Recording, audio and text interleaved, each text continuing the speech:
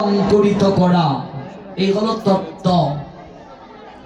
রথের উচ্চতা 31 হাত সুভদ্রার।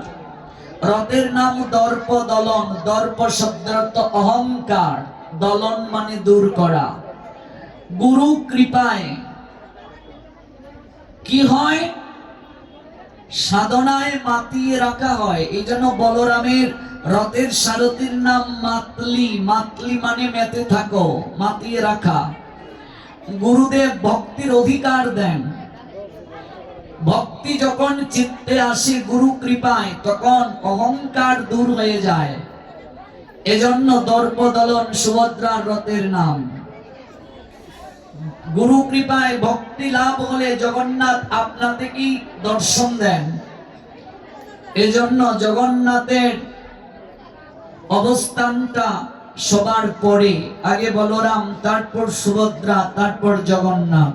জগন্নাথের রথের নাম নন্দী ঘোষ কিংবা কপিধ্বজ। রথে চাকা 16টা। 16 চাকা মানে 10টা ইন্দ্রিয়, 6টা রিপুর প্রতীক। এই হলো 16। 10টা ইন্দ্রিয় কি? চক্ষু, কর্ণ, জিহ্বা, নাসিকা, ত্বক, হাত, পা, মুখ, পায়ু, উপস্থ। 6টা রিপু কি? কাম, ক্রোধ, লোভ, মোহ, মদ, মাৎসর্য।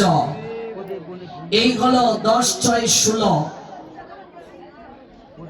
জগন্নাথ তিনি কৃপা করেন আমাদেরকে। কখন কখন কৃপা হবে? 10 ইন্দ্রিয়, 6 রিপু, এই শত্রুগুলো যখন আমার দমন হবে, তখনই তিনি আমায় কৃপা করবেন, তার আগে নয়। জগন্নাথের রথ, সেই রথ নির্মাণের কার্য শুরু হয় অক্ষয় তৃতীয়ার দিন থেকে। জগন্নাথের রথ যখন তৈরি হয়, কাঠ নেওয়া হয় 206টি। 206টি কাঠ দিয়ে জগন্নাথের রথ নির্মাণ করা হয়। বিজ্ঞান গবেষণা করে বলেছে আমাদের শরীরের মাঝেও 206টা হাড় রয়েছে। অর্থাৎ এই রথ আর দেহরথ অভিন্ন, আলাদা নয়। পুরীতে রথ টানে ঘোড়া। জগন্নাথের পুরী ধামে রথযাত্রায় কেউ গিয়েছে? রথের সময় গিয়েছেন? রথ ছাড়া রথের সময় কেউ গিয়েছেন? কেউ যায়নি। কোটি কোটি কোটি কোটি ভক্তবৃন্দের সমাগম হয়। কোটি কোটি ভক্তবৃন্দের সমাগম হয়। সারা বিশ্বের সব দেশ থেকে লোক আসে। সেই রথের চালিকা শক্তি ঘোড়া, ঘোড়ায় টেনে নিয়ে যায়। পুরীতে রথ টানে ঘোড়া। দেহের ঘোড়া হলো আমাদের ইন্দ্রিয়। ভালো করে তত্ত্ব বুঝুন। One who knows the transcendental nature of my appearance and activities does not upon living this body take his birth again in this material world by eternal Buddha Arjun, said Almighty Creator Krishna, Srimad Bhagavad Gita 4 chapter 9 verse। তত্ত্ব জানলে আসা যাওয়া বারণ হবে। দেহের ঘোড়া হলো ইন্দ্রিয়। রথের ঘোড়া টানে দড়ি। এই যে আমরা দড়ি ধরে গিয়ে টানি। দেহের অর্থাৎ দেহ রথের দড়ি হলো মন। ভালো করে বুঝবেন। দেহ রথের দড়ি কি? মন। পুরীর রথের সারথীর নাম হলো দারুক। দেহ রথের সারথীর নাম হলো বুদ্ধি। বুদ্ধি ছাড়া চলবে? বুদ্ধি হলো সারথি। তো দেহটা রথ, রথি জীবাত্মা, রথের চালক বুদ্ধি, মন হলো লাগাম, ইন্দ্রিয় হলো ঘোড়া। রথ চলবে কোথায়? এই সংসার হলো রথের বিচরণ ক্ষেত্র। এই সংসার ভূমি রথের বিচরণ ক্ষেত্র। এটাই কুরুক্ষেত্র। কুরুক্ষেত্র অন্য কোথাও নাই। সংসারটাই কুরুক্ষেত্র। ওই যে হরিয়ানা রাজ্যের কুরুক্ষেত্র, এই সংসারটাই কুরুক্ষেত্র। তাহলে প্রতি বছর নবরথে, নব মানে নতুন, নবরথে জগন্নাথ উঠেন। পৃথিবীর কোন জায়গায় প্রতি বছর নতুন রথ তৈরি হয় না, আবার রথ ভেঙে দেয়া হয় না প্রতি বছর। একমাত্র পুরী ধামে নতুন রথ তৈরি হয়, আবার রথ ভেঙে দেয়া হয়। পুরীতে জগন্নাথের ব্যক্তিগত সঞ্চিত যে স্বর্ণ রয়েছে, এখনো যদি তারা মনে করে স্বর্ণ দ্বারা রথ তৈরি করতে কোনো ব্যাপার না। আমার জগন্নাথের স্বর্ণ দর্শনের সুযোগ হয়েছিল পুরী ধামে। একটা ভান্ডার কেবল স্বর্ণই রয়েছে জগন্নাথে।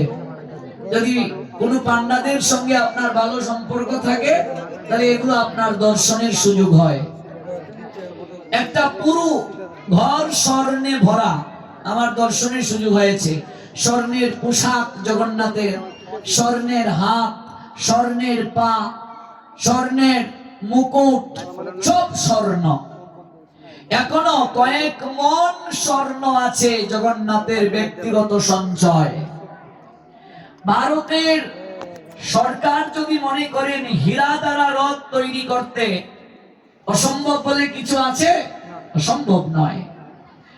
ভারতের সরকারের চিন্তা করতে হবে না, উড়িষ্যার রাজ্য সরকারই যদি চিন্তা করে, তাহলেও স্বর্ণ দ্বারা হীরা দ্বারা রথ তৈরি করা ব্যাপার না। কিন্তু প্রতি বছর কাঠ দ্বারা রথ তৈরি করা হয়, আবার রথযাত্রা অন্তে ভেঙে দেয়া হয় সেই রথ। কারণটা কি? তত্ত্বটা কি? এটি হলো আসল তত্ত্ব। আজকাল পিতল দ্বারা রথ হয়, লোহা দ্বারা রথ হয়, স্টিল দ্বারা রথ হয়, কিন্তু এটি শাস্ত্রীয় নিয়ম না। নিয়ম কাঠ দ্বারাই রথ তৈরি করতে হবে। কাঠের রথই আসল।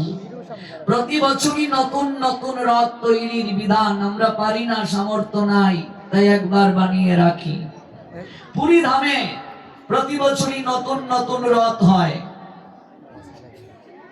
যখন জগন্নাথ রথে উঠেন, তিনি তো রাজাধিরাজ, রথকে টেনে নিয়ে যাওয়া হয় সুন্দরাচলে, অর্থাৎ মাসির বাড়িতে, গুন্ডিচা দেবীর মন্দিরে। গুন্ডিচাকে ইন্দ্রদুম্ন রাজার স্ত্রী, জগন্নাথ তাকে মাসি বলে ডেকেছেন। কারণটা কি? কারণটা হলো ইন্দ্রদুম্ন রাজাকে মাধ্যম করে জগন্নাথ আবির্ভূত হলেন। পুরী ধামে ইন্দ্রদুম্ন রাজার এই রথযাত্রার পশ্চাতে অবদান, এই জগন্নাথের আবির্ভূত হওয়ার পশ্চাতে সর্বোত্তম অবদান। জগন্নাথ ইন্দ্রদুম্ন রাজাকে বলেছিলেন, বর চাও তুমি আমার কাছে, কি চাও তুমি? রাজা ইন্দ্রদুম্ন বলেছিলেন, যদি বর দিতে হয় তুমি আমায় নিঃসন্তান বানিয়ে দাও, আমার বংশকে ধ্বংস করে দাও। আচ্ছা, এমন বর আমি কোনো বাবা চাইতে পারবো? এখানে যারা আছি আমরা, কোন মা চাইতে পারবে যে আমার সন্তান সব মরে যাক? আছে নাকি কোন মা? সম্ভবই নয়। কোন বাবাও চাইতে পারবে না। তো ইন্দ্রদুম্ন রাজা বলছেন, আমাকে নির্বংশ করে দাও, আমার যেন বংশ না থাকে। ভগবান অবাক হয়ে বলেন, কেমন বর চাইছো তুমি আমার কাছে? ইন্দ্রদুম্ন রাজার সন্তান ছিল 18 জন, 18টা পুত্র। বলছে, আমি যেন নির্বংশ হয়ে যাই। আপনারা যখন পুরী ধামে যাবেন, যদি কোনোদিন যান, 18 নালার উপর দিয়ে যেতে হয়। গিয়েছো বাবা? 18 নালা মানে একটা ব্রিজ। এই জায়গায় ইন্দ্রদুম্ন রাজা তার 18 পুত্রকে বলি দিয়েছিলেন। ওই 18 জন পুত্রের নামে 18 নালা, ইউটিউবে গিয়ে সার্চ করবেন, 18 নালা বের হয়ে আসবে। ইন্দ্রদুম্ন রাজা তার পুত্রগণকে উৎসর্গ করেছিলেন এখানে ব্রিজ নির্মাণের জন্য। সাধারণ ভক্ত নন তিনি। প্রভু প্রশ্ন করলেন, কেমন বর চাইছো তুমি আমার কাছে? যদি আমরা রথযাত্রা উপলক্ষে শুনতাম, তাহলে ধারাবাহিকভাবে এগুলো একের পর এক আস্বাদন করতে পারতাম। কিন্তু জগন্নাথের মন্দিরে একটু জগন্নাথের কথা না হলে তো আমার অপরাধ হয়ে যাবে। কারণ আমরা যে মন্দিরে কথা শ্রবণ করব, সেই বিগ্রহের মহিমা যদি না আস্বাদন হয় তাহলেও এক প্রকার অপরাধ বলে গণ্য, এটাও মর্যাদা লঙ্ঘন। এ কেন বর চাইলে? এই বর কেউ চায়? প্রভু বললেন, ভালো করে বিবেচনা করে দেখো রাজা ইন্দ্রদ্যুম্ন। ইন্দ্রদ্যুম্ন রাজা বলছেন, প্রভু আমি আমার সিদ্ধান্তে অটল, তুমি আমায় নির্বংশ করে দাও। কারণ আমার যদি বংশ থাকে, এই যে মন্দির, আমার সন্তান প্রজন্ম আমি যে রেখে যাব, ওরা পরম্পরা ক্রমে অহংকারের বশবর্তী হয়ে দাবি করবে, বলবে এটা আমাদের মন্দির। কথা বুঝতে পেরেছেন? বিষয়টা বুঝতে পেরেছেন? আর আমরা তো 100% জায়গা দিয়ে, আমি জায়গা দিয়েছি। একজন অহংকার করে বলছেন, কোন এক জায়গায় পার্টি গিয়েছি, বলছে মাইকে বলুন আমি 3% জায়গা দিয়েছি মন্দিরের নামে। একবার নয়, কয়েকবার বলবেন। চিন্তা করেন। হ্যাঁ, বললাম আপনি ভগবানকে জায়গা দিয়েছেন, ভগবান তো কানে শুনেন না, তাই মাইকে অ্যানাউন্স করতে হবে কয়েকবার। তা আপনি তো ল্যাংটা এসেছিলেন, আপনি কার জায়গা কাকে দিলেন? আপনি জায়গা নিয়ে এসেছেন ভগবানের জায়গা, ভগবানকে দিয়ে তো অহংকার করছেন। আর ইন্দ্রদ্যুম্ন রাজা বলছেন, আমার সন্তান যদি তাকে, ওরা মারামারি করবে এই মন্দির নিয়ে, এটাকে ব্যবসা প্রতিষ্ঠান বানাবে, আর কি, আর তারা এটাকে নিজেদের বলে সম্পত্তি জ্ঞান করবে। কাজে এই মন্দির জগন্নাথ, তুমি কারো ব্যক্তিগত হতে পারো না। প্রভু তুমি জগতের নাথ, সবার অধিকার আছে তোমার প্রতি। তুমি আমার বংশের লোক বলবে আমার পিতাকে কেন্দ্র করে জগন্নাথ এসেছেন, আমি সন্তান চাই না, আমায় নির্বংশ বানিয়ে দাও। কত বড় ত্যাগ চিন্তা করুন। যেমন ভগবান কৃষ্ণ লীলা সম্বরণের আগে দ্বারকায় তার বংশের সবাইকে তিনি নাশ করে গিয়েছেন। নিশ্চয় আপনারা পড়েছেন এগুলো, ভাগবতে প্রভাস খণ্ড পড়েছেন এগুলো। কারণ কি, ভগবান জানেন যদি আমার বংশের কেউ থাকে, ওরা বলবে আমরা ভগবানের বংশধর। তাই যদু বংশ নাশ করে গেলেন ভগবান। আপনারা জানেন যদু বংশ নাশ কেন হলো? সাধু চরণে অপরাধ করার কারণে। আবার আসলে শ্রবণ করাবো। সাধুর চরণে অপরাধ করার কারণে 56 কোটি যদু বংশ বিনাশ হয়ে গেল। একমাত্র সাধু চরণে অপরাধ করার কারণে একে অপরের সঙ্গে, নিজেরা নিজেদের সঙ্গে মারামারি করে যদু বংশ নাশ হয়ে গেল। আর ভগবানের দ্বারকা নগরী, যে নগরী বিশ্বকর্মা সৃষ্টি করেছিলেন, সেটা সমুদ্রের নিচে চলে গেল।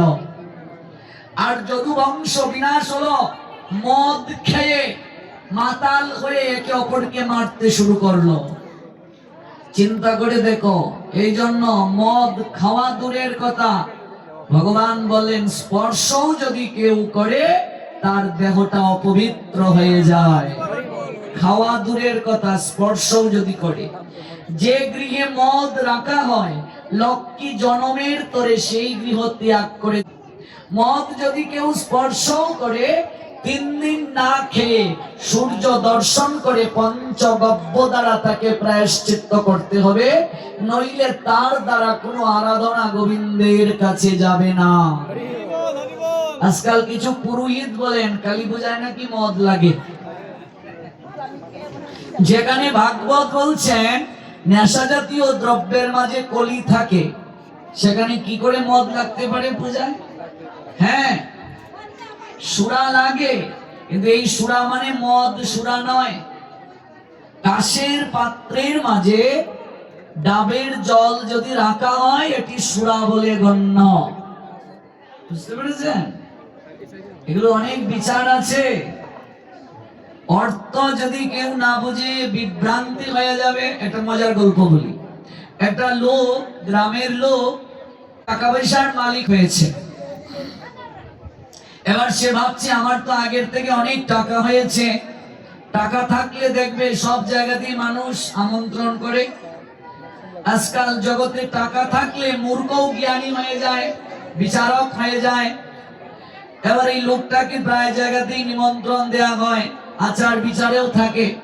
এবার সে মনে মনে ভাবছে আমি যেভাবে কথা বলি এটা তো আর ভদ্র সমাজের ভাষা নয়, আমাকে এখন থেকে একটু শুদ্ধ ভাষায় কথা বলা শিখতে হবে। কি করতে হবে? শুদ্ধ ভাষায় কথা শিখতে হবে।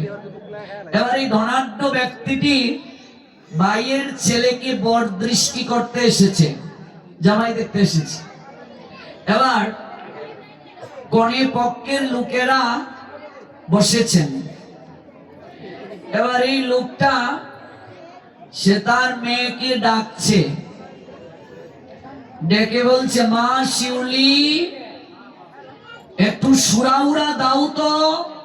মানে আমরা আমাদের অঞ্চলের লোকেরা ঝাড়ু দিয়ে ঘর কিংবা বারান্দাটাকে ঝাড়ু দিয়ে, অনেকে আমাদের অঞ্চলের লোক ফুরা কয়। ফুরা শুনছো? একটু ফুরা দোছেন, একটু ঘরটা ফুরা দাও, ফুরা দাও, ঠিক না? আচ্ছা, এখন এই লোকটা মনে মনে ভাবতেছে ফুরা যদি কই এটা তো শুদ্ধ না, আমার তো একটা প্রেস্টিজ আছে, আমার তো অনেক টাকা পয়সা হয়েছে, শুদ্ধ ভাষায় বলতে হবে, তাই ফুরা এটা তো আর হইতে পারতাম না। তাই সে ভাবছে ফুরা এটা শুদ্ধ মনে হয় সুরা। মা শিউলি একটু সুরা দাও তো, সুরা। এবার কনে বাড়ি থেকে যারা এসেছে বলছে বাবু আমরা তো সুরা খাই না। কথা বুঝতে পেরেছেন? ওরা ভাবছে সুরা মানে তো মদ, তার মানে ডাকতেছে মা শিউলি একটু সুরা দাও তো, ওরা ভাবছে মদ নিয়ে আসার জন্য। আরে বাবু আপনি ভদ্র সমাজে বসে এগুলো কি উচ্চারণ করছেন? আমরা তো সুরা খাই না। আরে আপনি সুরা খাবেন কি? আরে বসুন তো, মা শিউলি একটু সুরা দাও তো। হ্যাঁ রে বাবু, আপনি বারবার বলছেন সুরা সুরা আনার জন্য, এই সমাজে লোকালয়ে কি সুরা খায়? মা শিউলি একটা সুরা হাতে নিয়ে এসেছে। হ্যাঁ বলছে ওরে বাপরে, তো ঝাড়ু হাতে নিয়ে এসেছে, ব্যাপারটা কি? এসে তিনি ঝাড়ু দিচ্ছে। তার মানে এই যে শব্দের বিভ্রান্তি, শব্দের অর্থ ব্যতিক্রম হয়ে যায়। যেমন পূজাতে ছাগ বলি দেওয়ার কথা আছে লেখা শাস্ত্রে, ছাগ পূজায় কি বলি দেবে? ছাগ। তো ছাগ শব্দের অর্থ হলো রিপু, অর্থাৎ রিপুকে বলি দাও, কাম ক্রোধ লোভ মোহ মদ মাৎসর্য। আর আমরা পূজায় ছাগল বলি দিচ্ছি। আমার কামও রইল, ক্রোধ রইল, লোভ রইল, নিরীহ পাঠা ছাগলের প্রাণ গেল। এই জন্য শব্দের যে অর্থ যদি ভালোভাবে না জানা হয় তাহলে বিভ্রান্তি হয়ে যায়। এই জন্য মদ গ্রহণ বিশেষ করে ভাগবতীয় শাস্ত্র নিষেধ করেছে, এটা উচিত নয়। কলি চার জায়গায় থাকে, তন্মধ্যে একটা হলো নেশা জাতীয় দ্রব্য। কেউ যদি মদ গ্রহণ করে ও জীবন দশায় যতটা মদ খাবে, মৃত্যুর পরে 28 প্রকার নরকের মাঝে একটা নরক তার জন্য বরাদ্দ। ওই নরকে নিয়ে গিয়ে যতটুকু মদ খেয়েছে তার থেকে কোটি গুণ বেশি অগ্নির লাভা তার মুখের মাঝে ঢেলে দেয়া হবে। এজন্য পুজো পার্বণে কেউ যদি ভুল করে মদ খান, শাস্তির জন্য প্রস্তুত থাকতে হবে। কারণ হলো এগুলো শাস্ত্র অনুমোদন করেন নাই। আচ্ছা, বিড়ি মদ কেউ কি মানুষের সামনে মদ খায় না লুকিয়ে খায়? তার মানে নিশ্চয়ই সমাজও এটাকে অনুমোদন করে নাই। এগুলো উচিত বলে গণ্য নয়। তাহলে যদুবংশ বিনাশ হলো মাতাল হয়ে সাধুচরণে অপরাধ করে। আবার আসলে যদুবংশের কথা আপনাদের শ্রবণ করাবো। আসুন জগন্নাথের প্রসঙ্গে। এবারে 18 জন সন্তান উৎসর্গ করা হলো। 18 নালা, এটাকে পাড়ি দিয়েই যেতে হয় জগন্নাথ মন্দিরে। এবার গুন্ডিচা দেবী কাঁদতে শুরু করলেন। তিনি তো মা, বলছেন আমাকে মা বলে কে ডাকবে? জগন্নাথ তখন বললেন, আজ থেকে আমি তোমার সন্তান হয়ে রইলাম। গুন্ডিচাকে বলছেন, আমি বছরে একবার হলেও তোমার গৃহে যাব, তোমার কাছ থেকে বাৎসল্য প্রেম আস্বাদন করব। এই জন্য 9 দিনের জন্য জগন্নাথ মাসির বাড়ি যান। ওই গুন্ডিচা আঙ্গিনা মানে মাসির বাড়ি, জগন্নাথের মাসি। এটা হলো লীলা তত্ত্ব, হলো নীলাচলটা হলো ঐশ্বর্যের ধাম, আর গুন্ডিচা প্রাঙ্গণটা হলো সুন্দরাচল, মাধুর্যের ধাম। মহাপ্রভু বললেন এটা হলো বৃন্দাবন, গুন্ডিচা প্রাঙ্গণ। ভগবান ঐশ্বর্যের আলোয় থাকলেও তার মনটা পড়ে থাকে মধুময় শ্রী বৃন্দাবনে, অর্থাৎ বৃন্দাবনই শ্রেষ্ঠ। এবার রথে ভগবান উঠলেন, মন্দির ছেড়ে ভগবান রাজপথে এসেছেন, রথে উঠলেন। কারণ কি? যারা কোনোদিন মন্দিরে যায় না ভগবানকে প্রণাম দিতে, এমন লোক আছে কি নেই? মন্দিরে পাশ দিয়ে হেঁটে যায়, কিন্তু মন্দিরে ভগবানকে গিয়ে প্রণাম দেয় না, জগন্নাথকে গোবিন্দকে প্রণাম দেয় না। তারাও যেন ভগবানের কৃপা থেকে বঞ্চিত না হয়, এই জন্য ভগবান মন্দির ছেড়ে রথযাত্রা মহোৎসবে তিনি রাজপথে বের হয়ে আসেন। ভগবান জানাচ্ছেন, ওরে তোরা আমার কাছে যেতে না পারিস, আমি তো তোদের কাছে যেতে পারি। ওরে তোরা আমার কাছে এসে আমাকে দর্শন করিস না, প্রণাম দিস না, তোরাও তো আমার সন্তান। ওরে সন্তান ভুল করতে পারে, কিন্তু পিতা তো কখনো অভিমান করে থাকতে পারে না। তাই আমি জগৎ পিতা আজ মন্দির ছেড়ে রাজপথে নেমে এসেছি তোদেরকে দর্শন দিয়ে কৃপা করে বৈকুণ্ঠে গমন করানোর জন্য। এখানেই জগন্নাথ শ্রেষ্ঠ, জগন্নাথের রূপ শ্রেষ্ঠ। এই রূপে ভগবান খুব সহজে কৃপা করেন। ভগবান রথে উঠলেন, টেনে নিয়ে যাওয়া হলো গুন্ডিচা মন্দির প্রাঙ্গণে। সেখানে নদীন অবস্থান করলেন, রাজভোগ হলো, আনন্দ হলো। পরে দেখবে আবার উল্টো রথ হয়, জগন্নাথ আবার ফেরা রথে গমন করেন। আবার রথে উঠে তাকে মূল জায়গায় নিয়ে আসা হয়। এটার তত্ত্ব কি? জগন্নাথ জগৎকে জানাচ্ছেন, হে জগৎ জীব, একবার আমার দিকে তাকিয়ে দেখো। এই মাসির বাড়িতে আমি এসে আনন্দ উৎসব করেছি, ভালো মন্দ খাবারও খেয়েছি, কিন্তু আমি এখানে চিরকাল থাকার জন্য আসি নাই।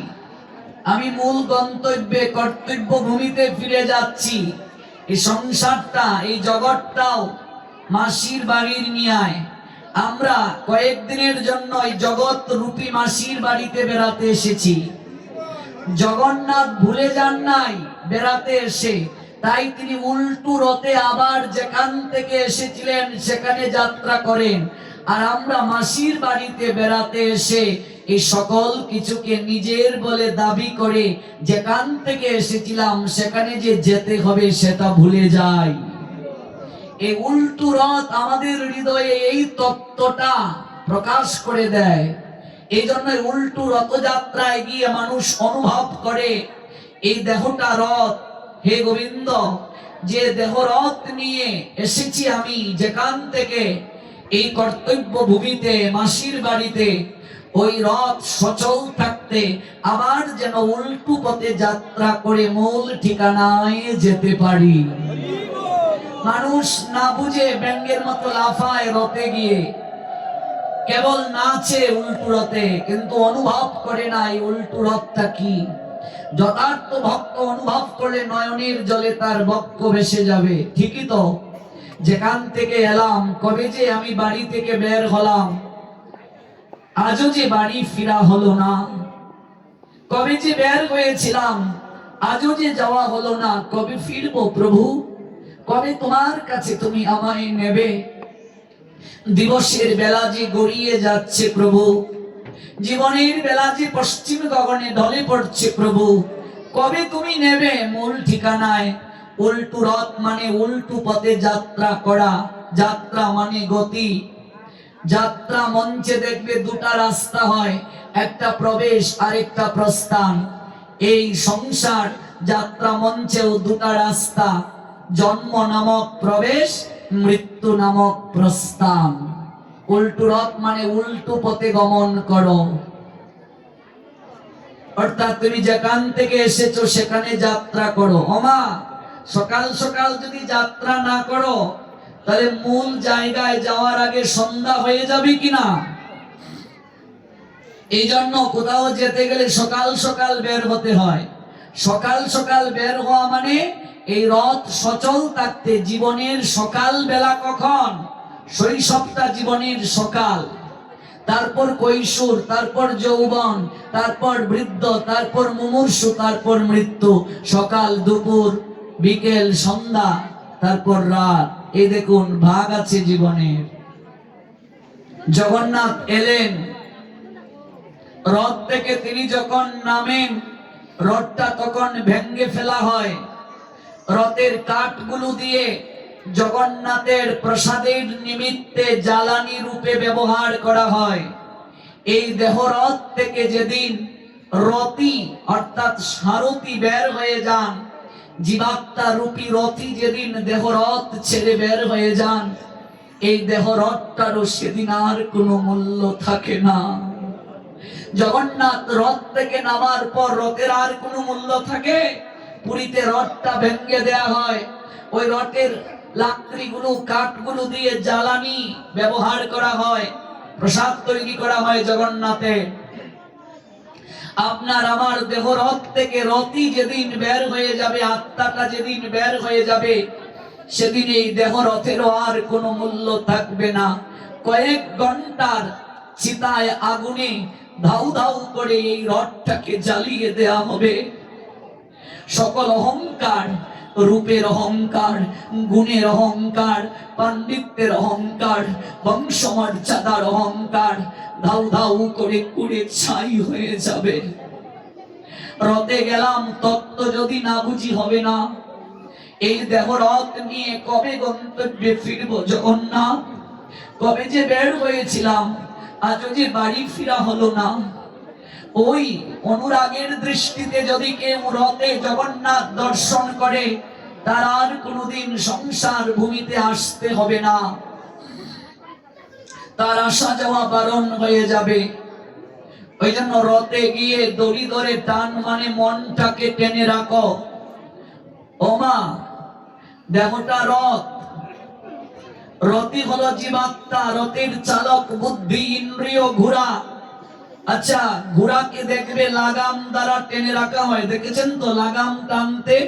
আচ্ছা, লাগামটা যদি ঠিকভাবে টানা হয়, ঘোড়া যতই দৌড় শুরু করুক, লাগামটা যদি ঠিক থাকে, ঘোড়া কি অধিক দৌড়ে যেতে পারবে?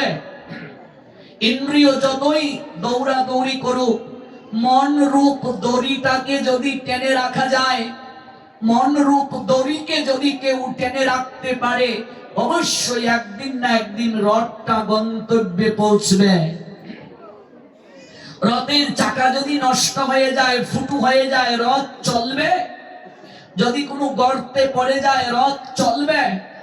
এই দেহ রথের চাকা যদি, দেহ রথের চাকা কি?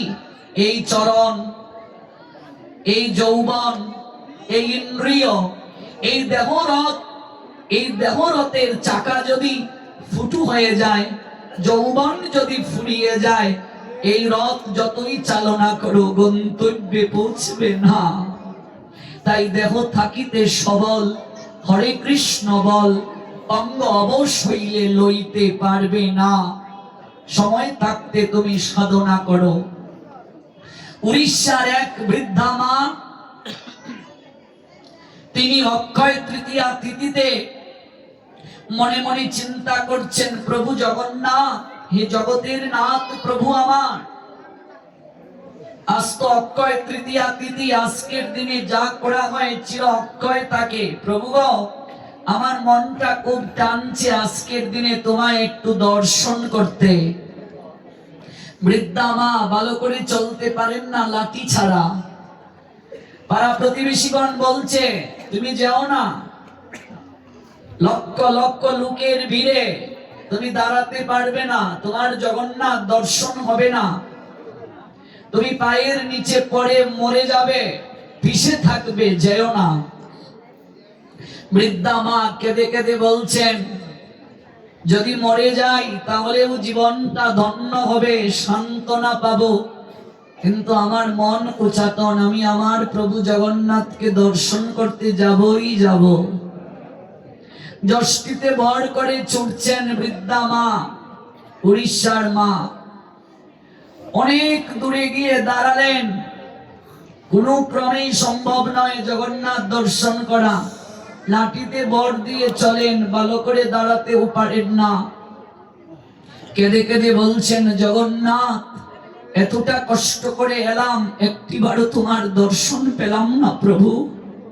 প্রভু গো, আমি আর গৃহে ফিরে যাব না, তোমার দর্শন না হলে আমি এখানেই মরব, আমি আর গৃহে ফিরে যাব না। অজুর দ্বারাই কাঁদছেন ওই মা, নয়ন থেকে তার অশ্রু টপ টপ করে ঝরে পড়ছে। অন্তর্যামী শ্রীমান মহাপ্রভু তখন লীলা বিলাস করছেন নীলাচলে, তিনি সব অন্তরের কথা জানেন। উড়িষ্যার বৃদ্ধা মায়ের কাছে এসে দাঁড়িয়ে মহাপ্রভু বলছেন, মা, জগন্নাথ দর্শন করতে তোমার মন টানছে তাই না? মা গো, তুমি জগন্নাথ দর্শন করতে পারছো না এত লোকের ভিড়ে, এই নাও তুমি আমার কাঁধের মাঝে উঠো, আমি তোমাকে কাঁধে চড়িয়ে জগন্নাথ দর্শন করিয়ে দেব। মহাপ্রভুর আজানুলম্বিত বাহু, মহাপ্রভুর উচ্চতা অনেক, তিনি স্বয়ং এসে বৃদ্ধা মাকে বলছেন তুমি আমার কাঁধে তোমার চরণটা দাও, আমার কাঁধে চরণ দিয়ে তুমি জগন্নাথ দর্শন করো। ভগবানের কাঁধে চরণ দিয়ে ভগবান দর্শন, যেই গৌর সেই কৃষ্ণ সেই জগন্নাথ। উড়িষ্যার বৃদ্ধা মা গৌরাঙ্গ সুন্দরের কাঁধের মাঝে চরণটা দিয়ে জগন্নাথ দর্শন করছেন। টপ টপ করে নয়ন থেকে গড়িয়ে জল ঝরছে। অদূরে গৌর হরির পার্শ্বদগণ এই দৃশ্য দেখে দৌড়ে এসে বলছে, মা, মা গো, তুমি জানো না মা, তুমি কার কাঁধে পা রেখেছ? ব্রহ্মা আদি দেবতার দুর্লভ ওই দর্শন, ওই চরণ ধুলি প্রাপ্তি। মা, কলিযুগে স্বয়ং ভগবান গৌরাঙ্গ সুন্দর শ্রীকৃষ্ণ চৈতন্য মহাপ্রভু, আজ তুমি ভগবানের কাঁধে পা রেখে ভগবান দর্শন করলে। উড়িষ্যার বৃদ্ধা মা কাঁদতে কাঁদতে বলছেন, প্রভু গো, আমায় ক্ষমা করে দাও, আমি আমার চরণ তোমার কাঁধে রেখেছি, তুমি আমায় ক্ষমা করে দাও, আমি বড় পাপী, আমি বড় অপরাধী, কিন্তু আমার মন বড় উচাটন ছিল জগন্নাথ দর্শনের জন্য। আমি লুটিয়ে পড়ছি চরণে, আমার প্রণাম স্বীকার করে ক্ষমা করে দাও। গৌর হরি তখন বলেছিলেন, মা, তুমি আমায় প্রণাম দেবে না? ধন্য মা, আমিও প্রতিদিন জগন্নাথ দর্শন করতে আসি, কিন্তু আমি দাঁড়িয়ে তোমার দিকে তাকিয়ে দেখেছি তোমার চোখ বেয়ে শ্রাবণের বরিশনের ন্যায় অশ্রু ঝরছে, আর তুমি কেঁদে কেঁদে বলছো, জগন্নাথ, তোমায় যদি দর্শন করতে না পারি আমি আর গৃহে ফিরে যাব না, আমি এই জায়গায় মাথা ঠুকে মরবো যদি তোমায় দর্শন করতে না পারি। মাগো, জগন্নাথ দর্শনের জন্য যার এত ব্যাকুলতা, ভগবান দর্শনের ইচ্ছায় যার নয়ন থেকে এমন করে অশ্রু ঝরে, তার চরণে আমি প্রণাম দেব, তার প্রণাম আমি নিতে পারি না। রথে উপবেশিত জগন্নাথ দর্শন করলে অবশ্যই পুনর্জন্ম হয় না, কিন্তু ওই দর্শনটা যেন এমন মায়ের মতো ভক্তি ভরে হয়, এই দর্শনটা যেন এমন করে প্রেম ভরে হয়, নতুবা রথযাত্রায় যাব আর আসব, আমার কৃপা হবে না। নতুবা রথযাত্রায় দড়ি ধরে টানবো আর কলার কান্দা দেব, কলার ছড়ি দেব, আমার মঙ্গল হবে না। ওমা, জগন্নাথের রথযাত্রায় কলার ছড়ি দেওয়া, কলা ঢিল দিয়ে দেয়া, এই কলা মানে চম্পা কলা, সবরি কলা, ইত্যা কলা, সাগর কলা নয়, এই কলা মানে দেহ কলাটা জগন্নাথের চরণে তুমি সমর্পণ করে দাও। আমি কলা দিয়ে দিলাম কান্দার কান্দা জগন্নাথকে, কিন্তু এই দেহ কলাটাকে একটা দিনও আজও জীবন চলে গেল জগন্নাথের চরণে দিতে পারলাম না। আমার এই দেহটা, এই মনটা আজও জগন্নাথকে দিতে পারলাম না। আমি এক বস্তা ডাল দিয়ে দিতে পারি জগন্নাথের ভোগে, আমি এক বস্তা চাল দিয়ে দিতে পারি জগন্নাথের সেবায়, কিন্তু এই দেহটা দিতে পারলাম না। উড়িষ্যায় এক মা ছিলেন, খুবই গরিব, যার মাথায় কোনো চুল নেই। উড়িষ্যায় যার মাথায় চুল নেই তাকে বলে লান্ডি, লান্ডি মাতা নামে তিনি খ্যাত। ওই লান্ডি মাতা জগন্নাথকে সন্তানের ন্যায় ভালোবাসেন, মনে মনে বলছেন প্রতিদিন জগন্নাথকে 56 ব্যঞ্জন দেয়া হয়, ভোগ দেয়া হয়, কত মিষ্টি দেয়া হয়। আমার ছেলেটা মিষ্টি খেতে খেতে হয়তো তার পেটের মাঝে অজীর্ণ হয়ে যাবে, যদি একটু তিতা তাকে না দেয়া হয়। আমার ছেলেটা মিষ্টি খেতে খেতে হাঁপিয়ে উঠবে, তাই নিম পাতা বেটে ওই লান্ডি মাতা মাটির একটা পাত্রের মাঝে নিয়ে জগন্নাথের মন্দিরের দিকে যাত্রা করলো। পান্ডারা বলছে, যাবে কোথায়, কে তুমি? ওই বৃদ্ধা মা, মাথার মাঝে কোনো চুল নাই, লান্ডি মাতা, তিনি বললেন, আমি জগন্নাথের মা। জগন্নাথের মা? কোত্থেকে এলে? কোন জগন্নাথ? বলছে, যার সেবা তোমরা করো। বলছে, বলো কি, তোমার মাথায় চুল নেই, নারু মাতা, লান্ডি মা, তুমি জগন্নাথের মা? জগতের নাথ জগন্নাথের মা তুমি কি করে হলে? পাগল কোথা থেকে আসে, বের হও। বলছে, আমি জগন্নাথের মা, আমার ছেলের জন্য নিম পাতা বেটে নিয়ে এসেছি। বলছে, নিম পাতা আমরা দিতে পারবো না, আমাদের প্রভুর 56 ব্যঞ্জন দেয়া হয়, কত রাজভোগ দেয়া হয়, আর তুমি নিয়ে এসেছো নিম পাতা, সরে যাও, নিম পাতা দেয়া হবে না, একবার যেতে দাও না। জগন্নাথ আমার ছেলে, আমি তাকে কত ভালোবাসি জানো, শয়নে স্বপনে আমি আমার জগন্নাথকে আমি সব সময় দর্শন করি জানো। মাঝে মাঝে আমি দেখি গোপাল যেমন যশোদাকে জড়িয়ে ধরতো, ওই দধি বন্টন করতে গিয়ে ঘুমের ঘুরে মাঝে মাঝে আমি দেখি জগন্নাথ এমন করে এসে আমায় জড়িয়ে ধরে মামা বলে ডাকে, আমায় যেতে দাও গো, আমি আমার পুত্রের জন্য নিম পাতা নিয়ে এসেছি, একটু সেবায় তাকে দেবে। পান্ডারা তাকে ঢুকতে দিল না, ধাক্কা মেরে ফেলে দিল। মাটির পাত্রে যে নিম পাতা আনা হয়েছে, পাতাটা নিম পাতার বাটা গড়িয়ে পড়ল মাটির মাঝে। খুব কষ্ট পেলেন লান্ডি মাতা, এটাই তুলে মাটির পাত্রে পুনরায় নিয়ে বাড়ির দিকে যাত্রা করলেন, আর কাঁদছেন, বলছেন, জগন্নাথ, সত্যিই যদি আমি তোমাকে পুত্র রূপে গ্রহণ করে থাকি, আর তোমায় যদি ভালোবেসে থাকি, তুমিও যদি আমায় স্বপ্নে এই যে মা বলে দর্শন দাও, ডাকো, যদি সত্যিকার অর্থেই মা বলে গ্রহণ করো, তাহলে তোমার মা আজকে বিফল হয়ে যাচ্ছে, তুমি আজকে সারাদিন আহার করবে না, আমি সত্যি যদি তোমাকে পুত্র রূপে গ্রহণ করে থাকি, তোমার মায়ের অপমান যেখানে হয়েছে আজকে তুমি তাদের হাতে আহার করবে না। কাঁদতে কাঁদতে তিনি বাড়ির দিকে যাচ্ছেন আর এই কথাটা বলে যাচ্ছেন। প্রতিদিন ভোগ দেয়া হয়, আপনারা জানেন পুরীতে বিশ্রামের সুযোগ নাই জগন্নাথের।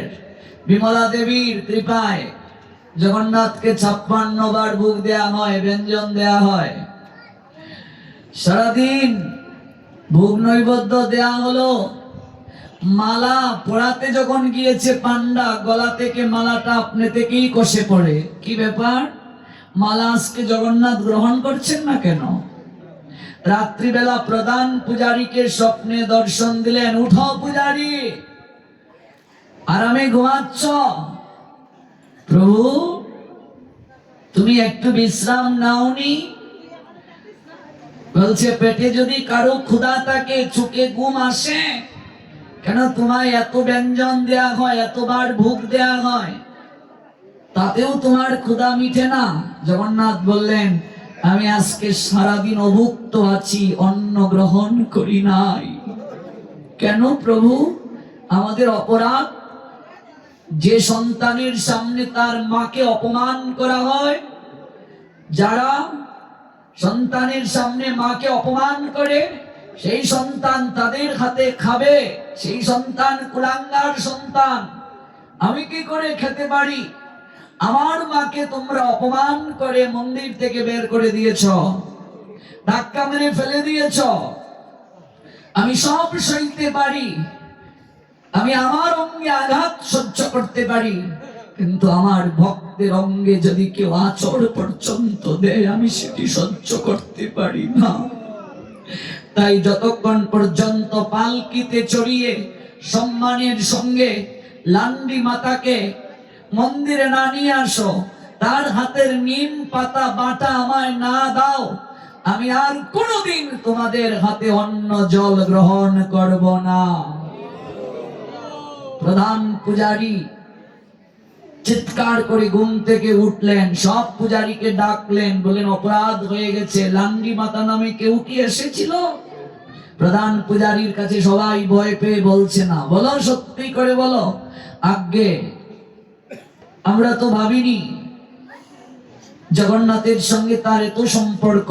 যাও, পালকিতে চড়িয়ে সম্মানের সঙ্গে তাকে নিয়ে আসো। মহারাজের কাছে সংবাদ গেল, মহারাজ পালকি পাঠালেন, পান্ডাগণ গিয়েছেন লান্ডি মাতাকে আনার জন্য। তখনও লান্ডি মাতা শয়ন করেন নাই, আহার গ্রহণ করেন নাই। জগন্নাথ জগন্নাথ পুত্র জগন্নাথ বলে কান্না করছেন। পান্ডাগণ গিয়ে প্রণাম দিয়ে বলছেন, মা আমাদের অপরাধ ক্ষমা করে দাও, তুমি কৃপা করে পালকিতে উঠো, তুমি জগন্নাথের মা, তোমাকে হেঁটে যাওয়া মন্দিরে শোভা পায় না। সম্মান দেওয়ার মালিক কে? ভগবান। কেড়ে নেওয়ার মালিক কে? ভগবান। ভগবান যদি কাউকে সম্মান দেন, পৃথিবীতে কেউ আপনাকে অপমানিত করার চেষ্টা করলেও আপনার সম্মান হনন কেউ করতে পারবে না। ভগবান যদি আপনার সম্মান কেড়ে নিতে চান, আপনি যতই চেষ্টা করুন লোকবল, অর্থবল, বাহুবল দিয়ে আপনার সম্মান আপনি টিকিয়ে রাখতে পারবেন না। আপনি জগন্নাথের মা। কেউ কেউ বলছে তুমি জগন্নাথের মা, কেউ বলছে আপনি জগন্নাথের মা, কৃপা করে উঠুন। কেউ বলছে উঠো মা, উঠো, কৃপা করে উঠো। জগন্নাথ অন্ন জল গ্রহণ করেননি, আমাদের প্রধান পূজারীকে স্বপ্নে দর্শন করিয়েছেন। মনে রাখবে, জগন্নাথের সেবাটা হবে নিষ্ঠা সহকারে, ভক্তি সহকারে, প্রীতি সহকারে। যিনি সেবা করবেন, পুরীধামে গিয়েছেন, গেলে দেখবেন যারা জল পর্যন্ত গ্রহণ করে, কুয়া থেকে সারাদিন কিছু পান্ডা থাকে জল তোলার জন্য, কাউকে স্পর্শ পর্যন্ত তারা করে না। বিগ্রহ সেবা করতে গেলে সর্বপ্রথম আমাকে আহার শুদ্ধ হতে হবে। আহার শুদ্ধ ব্যতীত কেউ বিগ্রহ সেবার অধিকার রাখে না। যদি আহার শুদ্ধ না থাকে, তিনি বিগ্রহ সেবা অর্জনের অধিকারী নন। এই জন্য অত্যন্ত নিয়মের সঙ্গে পান্ডাগণ পুরীতে জগন্নাথের সেবা করেন, সদাচার জীবন পালন করেন তারা। আজকে পালকিতে চড়িয়ে লান্ডি মাতাকে তারা নিয়ে এসেছেন। লান্ডি মাতা আনন্দের সঙ্গে নিম পাতা বেটে নিয়ে এসেছেন। নিজের হাতে লান্ডি মাতা নিম পাতা জগন্নাথের ভোগে দিয়েছেন। জগন্নাথ কেঁদে কেঁদে লান্ডি মাতাকে স্বপ্নে দর্শন দিলেন, আর পূজারীদেরকে বললেন, আমায় যদি 56 ব্যঞ্জন দেয়া হয় তাতেও আমার সেবা সম্পূর্ণ হবে না যদি সেই অন্ন ব্যঞ্জনের মাঝে নিম পাতা না দেয়া হয়। মাকে কতটা, ভক্তকে কতটা তিনি ঊর্ধ্বে স্থাপন করলেন, ভক্তের মর্যাদা কত উপরে দিলেন, যে আমাকে যত ব্যঞ্জন দেয়া হোক, যদি একটু নিম পাতা না দেয়া হয় তাহলে আমার সেবা কখনো সম্পূর্ণ হবে না। ভক্ত ভালোবেসে যাই ভগবানকে নিবেদন করেন, ভগবান তাই গ্রহণ করেন। যে যতমাম প্রপদ্যন্তে তাংস্ততাইব ভজাম্যহম মম বর্ত অনুবর্তন্তে মনুষ্যা পার্থ সর্বস্ব। যে আমাকে যেভাবে আরাধনা করে আমি তাকে সেভাবেই কৃপা প্রদান করে থাকি। কৃষ্ণের প্রতিজ্ঞা এক আছে পূর্ব হইতে, যে জয়ীছে কৃষ্ণ তারে ভজে তৈছে। এই জন্য প্রীতিটাই মুখ্য। ভগবানকে কতটা প্রীতি প্রদান করা হলো, কতটা আমরা তাকে প্রীতি উৎসর্গ করলাম, ওই নৈবেদ্যের মাঝে কতটা প্রেমার ভক্তি মাখিয়ে দিলাম, সেটি হলো মুখ্য। আজকে তাই যশোমতী মা প্রীতি এবং বাৎসল্য ভক্তির দ্বারা তিনি নিজে সাজলেন, আর দধিমন্থন করছেন পুষ্পগুলো কুফার মাঝে গুজা। ওরা মনে মনে বলছে, কুফা থেকে যদি চরণে ঝরে পড়তে পারতাম।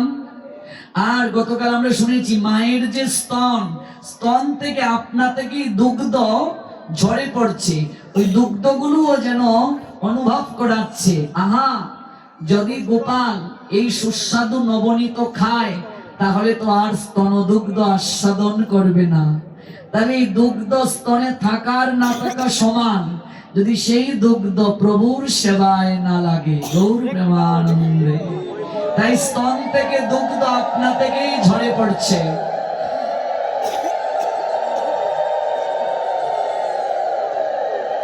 এদিকে গোপাল ঘুমিয়ে আছেন, যশোদা ভাবছেন গোপাল ঘুম থেকে উঠার আগেই ননিটা তিনি প্রস্তুত করে নেবেন।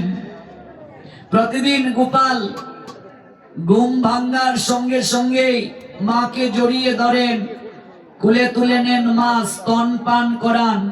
কিন্তু আজ গোপাল ঘুম থেকে উঠার পর দেখছেন মা পাশে নাই। মা কোথায় তুমি?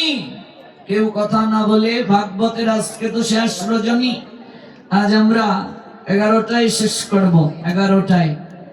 আজ তো একাদশী তিথি, আমরা রাত জাগরণ করব। সুমন সরকার বাগানবাড়িতে যে গৃহে আমরা আছি সেই গৃহে যারা আমাদের সঙ্গে জাগরণে অংশ নিতে চান তারা পাঠ অন্তে জাগরণে অংশ নিতে পারবেন। এখান থেকে যাওয়ার পর আমরা ওই গৃহে 1টা থেকে 4টা পর্যন্ত হরিকথায় থাকব এবং হরিনাম করে আরতি করব। কারণ এই একাদশী তিথিতে রাত জাগরণে সবচেয়ে বেশি কৃপা পাওয়া যায়। এই জন্য যে যেখানে বসে আছেন পাটির দক্ষিণা ওই জায়গা থেকে কথা না বলে ভাগবতকে মনে মনে প্রণাম দিয়ে দক্ষিণা দিন। সবাই যদি এসে ভাগবতকে স্পর্শ করেন বিশৃঙ্খলা হবে। ভাগবত অন্তে ভাগবতকে প্রণাম দিতে হয়, যেখানে আছেন সেখান থেকেই প্রণাম দেবেন। আর কৃপা করে কেউ উঠবেন না, কথাও বলবেন না। দক্ষিণা সবাইকে দিতে হয়, কাজেই দেবেন কিন্তু কথা না বলে। তো ডাকছেন মা, গোপাল ডাকছেন যশোদাকে। মা তো দধি মন্থন করছেন, কোথায় তুমি? আমার প্রচন্ড ক্ষুধা লেগেছে, আমি দুগ্ধ পান করব। মা কোনো উত্তর দিচ্ছেন না। দুই পদ্ম হস্ত দ্বারা নেত্র যুগল মার্জনা করতে করতে দধি মন্থনের স্থানে এলেন গোপাল। মা যশোমতীর প্রগাঢ় নিষ্ঠা। ব্রহ্মা শিব মহান যোগীরা বহুকাল ধ্যান করেও সহজে যাকে পান না, সেই কৃষ্ণ মায়ের সম্মুখে এসে দাঁড়িয়ে আছেন, অথচ সেদিকে মায়ের কোনো খেয়াল নাই। কৃষ্ণ মনে মনে ভাবলেন আমার কিছু করা দরকার, তাই মন্থনের দণ্ড চেপে ধরলেন, কেননা এই মন্থন দণ্ডই মাকে ব্যস্ত রেখেছে। মন্থনের দণ্ড চেপে বলছেন, মা আমার ক্ষুধা লেগেছে, আমায় স্তন দুগ্ধ দাও। মা যশোমতী বললেন, একটু সবুর কর বাছা, অল্প একটু মাখন তুলে নেই, না আমি এখনই দুধ খাবো। এই বলে ভগবান কৃষ্ণ জোর করে মায়ের কোমরটা ঝাপটে ধরলেন, জানুর উপর পা দিয়ে কুলে উঠার চেষ্টা করছেন। স্তন থেকে শতনিঃসৃত দুগ্ধ ধারা আস্বাদনে মনোযোগ দিলেন। মা তখনও আপন মনে কৃষ্ণ কীর্তন করেছিলেন। এদিকে চুলার মাঝে পদ্মগন্ধা গাভীর দুগ্ধ গরম করা হচ্ছিল। মা মনে মনে ভাবছেন, চুলার মাঝে যে আমি পাত্রে দুগ্ধটাকে গরম করতে দিয়ে এসেছি, দুগ্ধটা উপচে পড়ে যাবে। তাই গোপালকে বলছেন, বাবা একটু কুল থেকে নামতো, আমি দুধটা চুলায় বসিয়ে রেখে এসেছি, একটু নামিয়ে এসে তারপর তোকে কুলে নেব। গোপাল তখনও স্তন দুগ্ধ পান করছেন। কুল থেকে নামিয়ে যশোদা যাচ্ছেন ওই দুগ্ধ যে চুলায় বসালেন পাত্রে, এটা নামানোর জন্য। গোপালের বড় অভিমান হলো, মা তুমি আমাকে রেখে দুগ্ধ চুলা থেকে নামানোর জন্য গেলে, আমার থেকে তোমার দুগ্ধটাই বড় হয়ে গেল। মনে মনে গোপাল বলছে, আমার থেকে তোমার দুগ্ধই বড় হলো। গোপালের অভিমান হলো। তাহলে যশোদা এই ক্ষেত্রে এই কার্যটা কেন করলেন? মনে রাখবে, সেবাটাই হলো মুখ্য। যথার্থ ভক্ত ভগবান থেকে ভগবানের সেবাকে বেশি প্রাধান্য দেয়, এই জন্য তারা মুক্তি চায় না। যথার্থ ভক্ত প্রার্থনা করে ভগবানের চরণে, প্রভু গো শুধু এই জন্মে নয়, প্রত্যেকটা জন্মে জন্মে আমি যেন তোমার সেবার অধিকার লাভ করতে পারি। শুধু মনুষ্য হয়ে আসবো তা নয়, তুমি আমাকে বৃক্ষলতা গুল্ম করে পাঠাও, কিন্তু ব্রজধামের এক কোণে আমায় তুমি রাখিও। উদ্ধব প্রার্থনা করেছিলেন না, ব্রজের এক কোণে যেন আমি ধূলিকণার মাঝে পড়ে থাকি। তুমি আমায় যে কুলেই জন্ম দাও, প্রভু গো তোমার সেবা থেকে আমায় বঞ্চিত করিও না। ভগবানের সেবাটাই ভক্তের কাছে মুখ্য। তাই গোপালকে রেখে মা গিয়েছেন ভগবান কৃষ্ণের জন্য যে দুগ্ধ চুলায় পাত্রের মাঝে গরম করতে দিয়েছেন তা নামানোর জন্য। গোপালের অভিমান হলো, তাই তিনি হাতের বাঁশি দিয়ে মন্থনের যে কুড়াটা ছিল, কুড়া বুঝেন তো, এটা দিয়ে একটা একটা করে যতগুলো ভাণ্ড আছে গোপাল ভাঙলো, রাগ করে অভিমান করে। যতগুলো ভাণ্ড সব ভাণ্ড ভেঙে নিয়ে যাচ্ছে। ভাবুন তো, এত কষ্ট করে ননি তোলা হচ্ছে, আর গোপাল যদি কার্যটা করে মায়ের কেমন অবস্থা হবে। এবং ভাণ্ডটা ভেঙে এখানেই ক্ষান্ত রইলেন না, সারা মেজের মাঝে ছড়িয়ে দিলেন। দেখুন, এগুলো তো হচ্ছে ভাব জগতের আস্বাদন, এগুলো এরকম পরিবেশে হয় না। আমি একেবারে শীঘ্রই শেষ করব পাঠ। তো পুরো মাটির মাঝে গড়িয়ে গড়িয়ে ওই দুগ্ধ যাচ্ছে, মাঠা যাচ্ছে। আর ধরণী মা তিনিও প্রতীক্ষা করছিলেন, আহা পাপি তাপি সবার দীর্ঘ নিঃশ্বাসে আমি ক্লান্ত হয়ে গেছি, আমি সব সহ্য করতে পারি, অসাধুর বিষাক্ত নিঃশ্বাস সহ্য করতে পারি না। আজকে ভগবান আপন মমত্বে সুশীতল করার জন্য প্রেম দুগ্ধ আমাকে আস্বাদন করিয়েছেন। বানরগুলোকে নিজের হাতে দিচ্ছে গোপাল। কারণ কি, ওই বানরেরা সমুদ্র যখন বন্ধন করলেন রঘুপতি রামচন্দ্র, তখন বানরেরা সহায়তা করেছিল রামকে।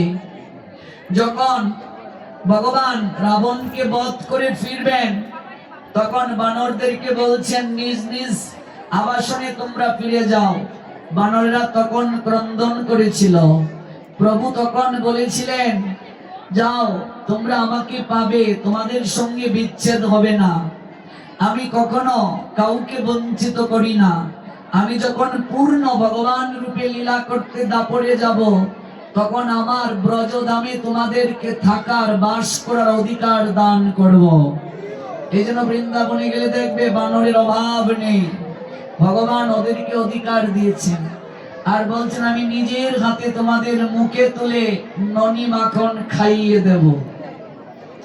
যশোদা এলেন, এসে দেখলেন এই কি অবস্থা, চারিদিকে ভাণ্ড ভাঙ্গা, ননি মাটির মাঝে ছড়ানো। এবার যশোদা এমন ক্রোধান্বিত হলেন, বলেন, হতচ্ছাড়া, আজকে বিশ্বাস হলো তুই যে মানুষের বাড়ি বাড়ি গিয়ে দধির ভাণ্ড ভাঙ্গিস। প্রত্যেকে আমার কাছে নালিশ দিয়েছিল, আমি বিশ্বাস করি নাই।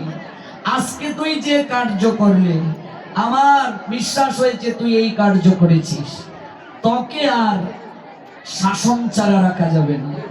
তাই যশোদা হাতে লাঠি নিয়ে গোপালকে মারতে গেলেন। গোপাল দৌড়াচ্ছে, ওমা ভয় পাচ্ছেন, ওমা এবারের মতো আমায় ছেড়ে দাও, আমি আর এই ভুল করব না। যার নাম শুনলে মহাকাল দৌড়ে চলে যায়, আজকে মায়ের হাতে লাঠি দেখে অনন্ত কোটি বিশ্ব ব্রহ্মাণ্ডের মালিক ভগবান থরথর করে কাঁপছেন, কান্না করছেন, মাগো আমায় ছেড়ে দাও। দেখো ভগবান ভক্তের অধীন, প্রেমের অধীন। দড়ি দিয়ে যখন বাঁধতে গেলেন, যতবার বাঁধতে চান দু আঙ্গুল ফাঁকা থাকে। আমি খুব সংক্ষেপে বলছি, নতুবা অনেক সময় দরকার। আরো দড়ি জুড়ে দিচ্ছেন, যতবার গিট দেন দু আঙ্গুল ফাঁকা থাকে। এই দু আঙ্গুলের ব্যাখ্যা কি? এক আঙ্গুল হচ্ছে ভক্তের চেষ্টা, আরেক আঙ্গুল হচ্ছে ভগবানের করুণা। ভক্ত যদি চেষ্টা না করে, সাধনা না করে, ভগবান করুণা করেন না। এত গরমের মাঝে যে বসেছ, করুণা করবেন না ভগবান? কি করে ভাবলে? কৃপা হবে না? নিশ্চয়ই হবে। পরিশ্রম বিফলে যায় না, সাধনা বিফলে যায় না। ভক্ত যখন সাধনা করেন, ভগবান তখন করুণা করেন। ভক্ত উপরে উঠে সাধনায়, ভগবান নেমে আসেন করুণায়। উভয়ের মিলন হয় প্রেম যমুনায়। এক আঙ্গুল ভক্তের করুণা, আরেক আঙ্গুল হলো, এক আঙ্গুল ভক্তের সাধনা, আরেক আঙ্গুল ভগবানের করুণা। তাহলে উভয়ের মিলন হয়। পরিশেষে মা বাৎসল্য প্রেমের দড়ি দ্বারা উদুকলের মাঝে বাঁধলেন, বেঁধে রাখলেন। এই হলো দাম বন্ধন। দাম মানে দড়ি, উদর মানে পেট, পেটের মাঝে বাঁধা। অনন্ত কোটি বিশ্ব ব্রহ্মাণ্ডের মালিক ভগবান, তাকে প্রেমের দ্বারা বন্ধন করা যায়। এবার আসুন মূল যে কথাটা উপসংহার বলে শেষ করব। প্রতি বছর দামোদর মাস আসে, আমরা পালনও করি। একটা ছবি টাঙিয়ে আমরা প্রদীপ দেখাই, দেখেছেন তো ছবিটা? যশোদা গোপালকে বেঁধেছেন উদুকলে, এরকম একটা ছবি দেখেছেন কিনা? এই ছবিটা আমরা যে দেই, ছবিটার সামনে প্রদীপ জ্বালাই, এটার তাৎপর্যটা কি? এই ছবিটা প্রত্যেক বছর কার্তিক মাসে আমাদের একটা শিক্ষা দেয়। হে জগৎ জীব, হে সংসারী মানুষ, ভগবান এরকম আমাদের বলছেন, তাকিয়ে দেখো, যশোমতী মা বাৎসল্য প্রেমের দড়ি দ্বারা আমায় বাঁধলেন, তোমরা কবে আমায় এমন করে বাঁধবে? তোমরা কবে বাঁধবে? ওমা জীবনের বেলা চলে যাচ্ছে, আমরা কবে বাঁধবো বাৎসল্য প্রেমের দড়ি দ্বারা? নতুবা কার্তিক মাস কেবল পালনই করব, দামোদর মাস কেবল পালনই করব, অনুভব হবে না যদি এই অনুভব না নিয়ে যাও। আমরা কবে প্রেমের বাঁধনে গোবিন্দকে বাঁধবো? যশোদার মতো প্রেমের বাঁধনে কবে বাঁধবো? তিনি বন্ধন স্বীকার করবেন। এই নদিন ব্যাপী যজ্ঞ অনুষ্ঠান আমাদের চিত্তে ওই ভাবনা জাগ্রত করুক, আমাদের হৃদয়ে প্রেম ভক্তি আনয়ন করুক। আমরা যেন এমন করেই গোবিন্দকে আপনার করে নিতে পারি, প্রেমার ভক্তির বন্ধনে বাঁধতে পারি। ভগবান আপনাদের সবাইকে অশেষ বিশেষ মঙ্গল সাধন করুন, কৃপা করুন। আপনারা এই নদিন ব্যাপী ধৈর্য ধারণ করে ভগবানের কথা শুনেছেন এবং এত গরমের মাঝে তিল পরিমাণ জায়গা নাই, নড়াচড়া করার জায়গা নাই, কেউ 7টা থেকে এসে বসে আছেন জায়গা পাওয়ার জন্য। এখন প্রায় 11:15 বাজতে চললো, আপনারা আছেন। এটা হৃদয়ে প্রেম না থাকলে, ভগবানের প্রতি ভক্তি না থাকলে সম্ভব নয়। এই জন্য আমি আপনাদের জন্য ভগবান রাধা দামোদরের ভিক্ষা চাইছি। নিতাই গো শিবনাথ প্রেমানন্দে হরি জয় জয় শ্রী রাধে। আমি আবারও কৃতজ্ঞতা নিবেদন করছি শ্রীমতী চিন্ময়ী দেবী দাসী, ওনাকে মাধ্যম করে জগন্নাথী অনুষ্ঠান করলেন। আমি কৃতজ্ঞতা নিবেদন করছি জগন্নাথ মন্দিরের কমিটি বৃন্দের প্রতি, ভক্তবৃন্দের প্রতি। এবং এই আপনাদের কর্মকাণ্ডা বহুবার আমার আসার সুযোগ হয়েছে। 6 বছর পূর্বে লাস্ট আসা, এর আগে তো এসেছিলাম এই 15 সালে প্রথম। বিশেষ করে সুমন সরকার প্রভুজি, তিনি আমাকে প্রথম নিয়ে এসেছিলেন এই কর্মকাণ্ডা বাগান বাড়িতে, তাদের বাসভবনে আমরা আছি। এবং সকল ভক্তদের অসীম ভালোবাসায় তারা তাদের ঘর ফাঁকা করে দিয়েছেন ভক্তদের থাকার জন্য। বহুবার এই বাগান বাড়ির বিভিন্ন বাসায় আমরা রয়েছি। আমরা সুজন মাস্টার, ওনাদের বাসাতেও আমরা ছিলাম, রাষ্ট্রপতির বাসায় ছিলাম, সুমন